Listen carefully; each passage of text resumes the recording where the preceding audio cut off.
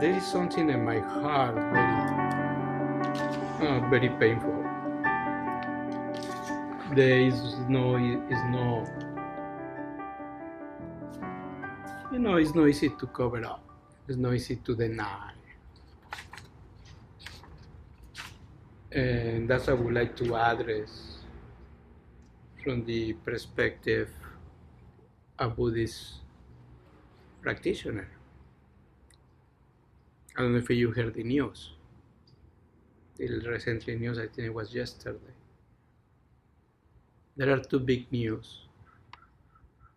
One big news, it was I don't know if you are into rock climbing, but Alex Honnold, I think is his name, the guy who did free solo.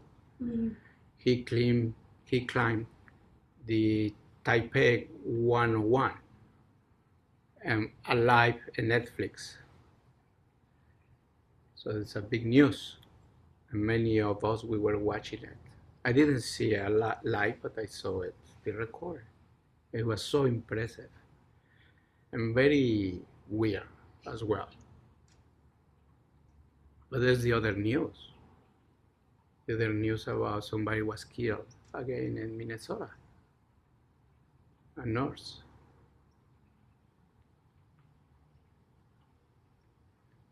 And we had this war,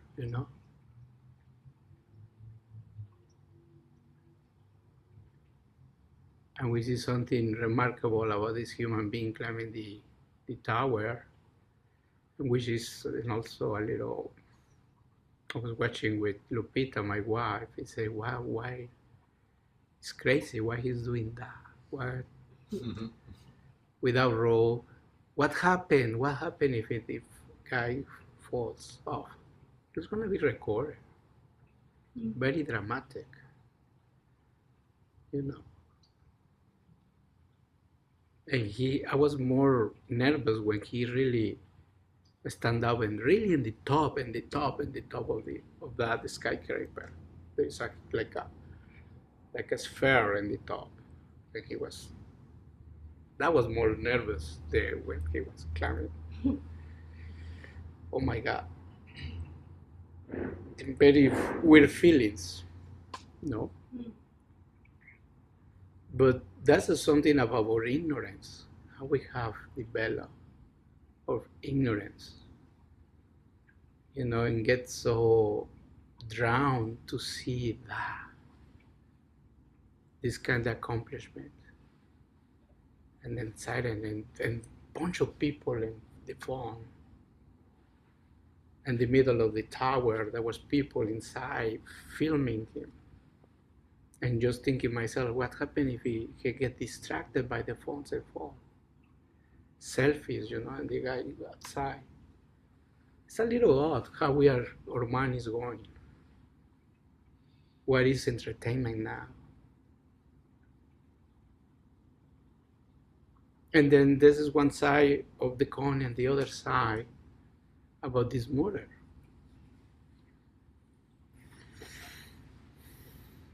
And my plan to share with you was about becoming yourself.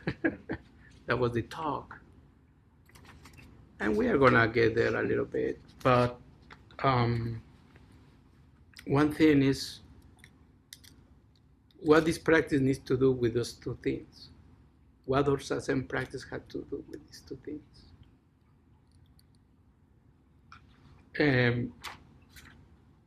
And this practice is very, very profound. Zazen. It's very profound practice, sacred, very spiritual practice. And I believe that through Zazen, we change the world. So you are doing an act, a revolutionary act to make a better world, more healing, more peaceful, more justice. Believe it or not, you might be thinking that you are wasting your time for 1 hour just doing nothing. But it's not true. What you are doing is you are working, you are sitting, expressing what we call Buddha. And what is Buddha is awakened one. And what is awakened one is somebody to see clearly about this life. And to see that we are not separated from this world.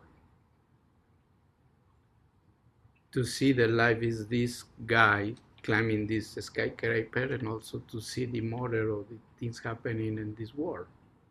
In this country, there is no, it's a little scary. And I like to read what this practice is about from Bhikkhu Bodhi, because this practice has, how can I say, this practice can become, I can use the word spiritual bypass. It can become a denial about what is reality. We can be attached to the expectation, to the outcome of this practice. If you get any Buddhist magazine or the advertisement of any Zen center, it will say to find peace, to find yourself, everything what is the nice side of this practice. It's almost like selling you a spa to do this practice, and which is true, but has a work to do. But we can get attached to this idea, or this practice is really like a spa, relaxation, peaceful mind. You will never gonna suffer. And also, we are living in a capitalist society that this practice can become a transitional mind. I've been practicing for 5 years. When am I gonna get enlightened? When I get the benefit of this practice? I've been doing this, I've been doing that. If I do this session, what am I gonna get? If I receive yukai, I become priest, what am I gonna get? It's very transactional. And we can go into that. So to read this I got it from the social media and Facebook, and there was a talk by Bhikkhu Bodhi, a Theravada monk. Bhikkhu Bodhi, when Venerable Bhikkhu Bodhi warns against Disneyland version of Buddhism. That's what we don't want that happen here. We have this tendency for this society that when we get something from the other cultures, other countries, we make a product and we try to make it a business. And we lose what we are here. We lose what is the point to be here. And we start thinking more about the robes, about shaving heads, about the bells, about other things except zazen. And we start making a brand. And that is the shadow of the society when Buddhism come here. And he said, this is the line version of Buddhism. So Bhikkhu Bodhi is pointing to a tendency that many of us can fall into, turning practice into escape, a refuge from reality, rather than a path that meets reality head on. In the West, especially, Buddhism can sometimes get repackaged into weekend retreats, calming apps, or spiritual consumerism that promises positivity without asking us to look squarely at suffering. We don't want that. You want to rid of the suffering. But the world that we live in is not Disneyland. It is a world of war, oppression, hunger, ecological collapse, and this social divide. For Bhikkhu Bodhi, genuine practice cannot mean closing our eyes to these realities. It must mean allowing compassion to extend beyond our cushions and meditation halls into the very crises that define our time. That is why he has dedicated his life not only to scholarship and translation, but also to founding Buddhist Global Relief, an organization that addresses hunger, poverty, and women's empowerment around the world. The monks' words in Awakenings and Uprising were not born out of the theory alone. They came after he read reports about Myanmar's monastic struggling simple to eat under military rule. After reflecting on the devastation in Gaza, after decades of seeing how Buddhist teachings could either remain insular or be engaged with the dust, between quotation, the dust of the world. His message is clear. Buddhism that refuses to look and the world's pain is not Buddhism at all. It is a theme park illusion. The real practice is messy, heartbreaking, and demanding, and it is exactly there, and the raw truth of the old world that the Dhamma finds its fullest expressions. Yeah, so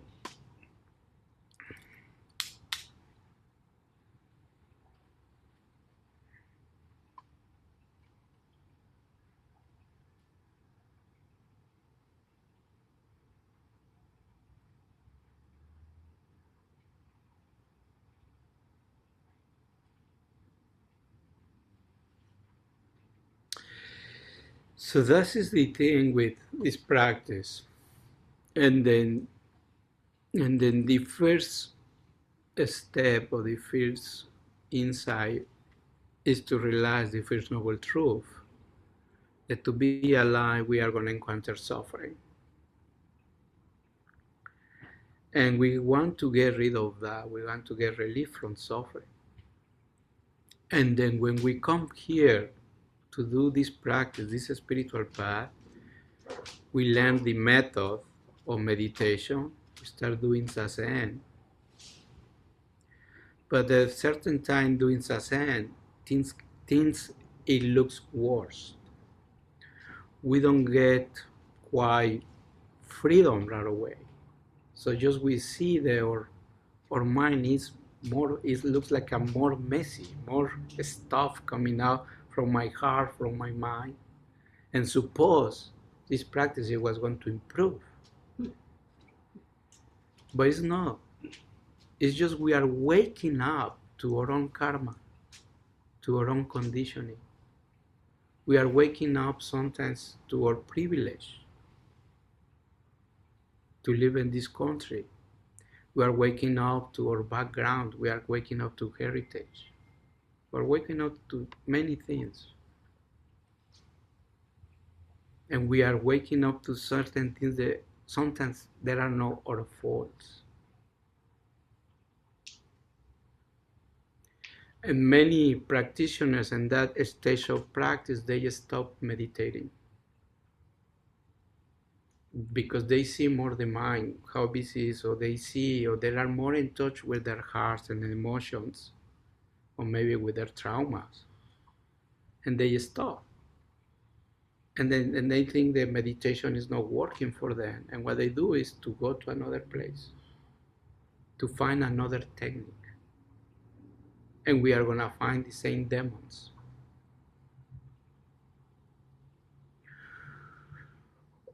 Or to come to these places, and while you're talking about, maybe you can think about politics. What has to do with that? Or we have this desire to be a monastic and to go to a residential training when you are in a bubble. I spent almost 12 years in a bubble. And even I didn't have email. And then I didn't know what was going on in the world when I was doing my training.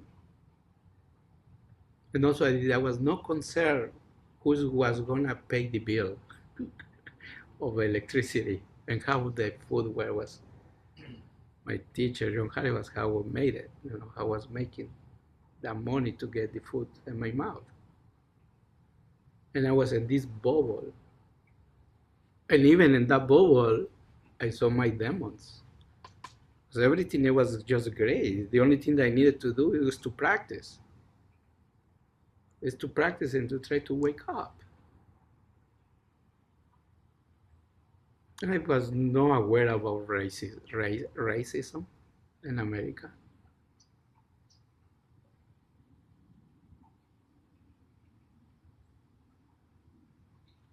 And then, as you know, I am a Mexican and living there, and everybody treated me very well. I didn't I didn't experience microaggressions because I was so naive about it. I was not aware of that.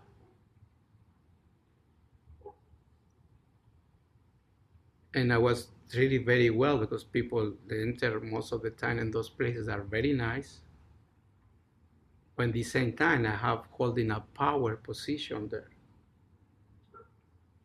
I was not the regular Mexican that you might find here in this country. I have a status. And that status gave me some kind of power, especially when I was close to young Halibas. That was a different story. Until I left that bubble. I left that bubble, and then I meet the reality of this country. And I started being more aware. The people, they don't treat me like a sensei. You were just another Mexican guy here.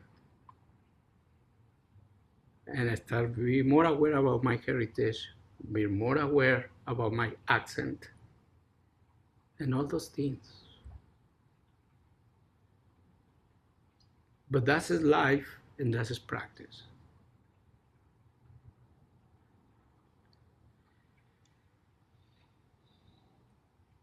And you continue sitting when you see it, like I say, you see your challenges, you see what the Buddha taught on going to the roots of teachings, you see your karma. You see your karma. You see your conditioning. But when you do your practice, your sasen, you are changing those conditions. You are waking up. Like we use the word, you are cleaning your karma. You are purifying your being, purifying your mind. And this to go to a sesshin and sitting, doing nothing, and just doing sasen and see all this coming out over and over again, all the stories over and again, the memories, the emotions, over and over again, until you realize that you are flushing. You are flushing what is going on. There is nothing wrong. It's just you are flushing. And there's a point that you see this impermanence deeply, and you landing into this present moment. And when you landing fully in this present moment, right here, right now, just this, you wake up. And you see that all these things that you are creating is just mental formations that are not really true. They don't have power over you. And you start waking up. And you want more of this moment, that you are always being safe and okay. And to see more clearly, moment by moment, step by step. That's why we come back over and over again to do this practice. And we are waking up to this big three things that we are waking up. These are the poisons of the mind: greed, hate, and delusion. Greed, hate, ignorance. And these three poisons manifest collectively. And then right now these three poisons, they are really right in front of our face when we open the social media and see the news, what is happening right now in Minnesota. That we started killing each other. And if you do a little research, you will gonna find that the reason of those things going on is greed. It's greed. How we can get more? We don't have enough. We devastated already this country. We don't have enough because the greed is so much. So now we go to another country to do something and take the resources. And that's greed. And what's happening? What the other countries say, no, this is mine, like anybody else. You know, that's why we have boundaries. That's why you have your apartment, your house, your fence, to protect yourselves and to learning how to respect words. But your ignorance doesn't allow you. You want what you have. And after that, what it is? Hate. War. It's just hate. Based on what? In this ignorance. And what the Buddha talk is about this oneness, but this oneness sounds very beautiful. And it's not easy to catch or to experience. But this oneness means that you are not separated from that. The oneness is you are bombing, you know, you are invited to another country. Those people, they had to run away from that place. And what do? They come here. And you don't want it. It's your fault. You are creating that. Causes and conditions, causes and effect. That's what the Buddha taught. Everything that you experience in your life is causes and effect. If you do this, you're going to get that. And here we come into this practice of Zazen that is so beautiful. If you do Zazen, what is going to happen? Who is going to wake up if you are doing this practice? The neighbor? No, you.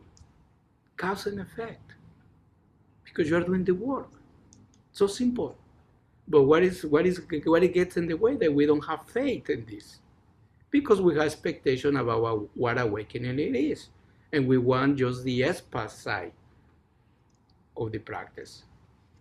And we don't want, we want to get there and stay there. Well, this is just illusion. It's just one side of the coin.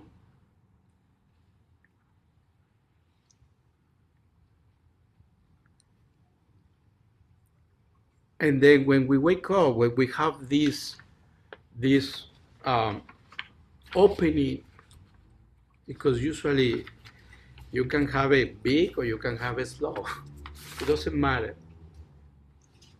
Small or big, it doesn't matter, but awakening is awakening.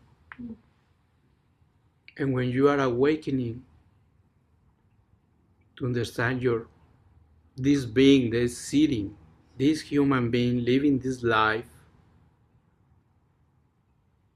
and waking up to this reality of who you really are. That just causes and conditions come to play. And honoring all those things and making more room. And you start getting a sense that you are not separated. And when you are getting that sense that there's no separation, this really deep connection, and then this connection is deep connection with everything that you do in your life. That you are 100% fully engaged in the activity that you are doing, whatever you are doing. There is no easy to sustain it 24/7. When you got that, one in Dogen call or Zen teacher, they call this intimacy, this connection. You start getting the side effect where we call compassion. And as you start caring. And the first person that is going to get benefit by that wisdom is you, because you start caring about your being, about yourself. This is the first insight. You are sitting zazen, maybe you cannot sit on the floor. You start being aware of your body. Oh, okay, maybe I had to lose some weight, maybe I had to do some stretch, and you start paying more attention in that level. And that circle of awareness is just becoming bigger and bigger and bigger and bigger.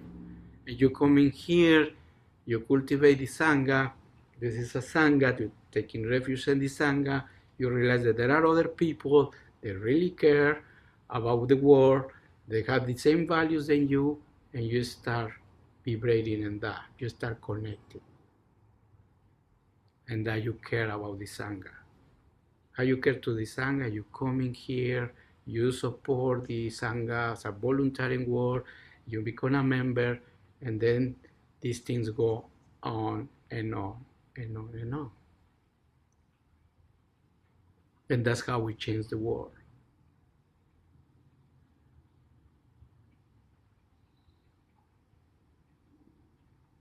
And that's where we start caring and we start doing something and become activists.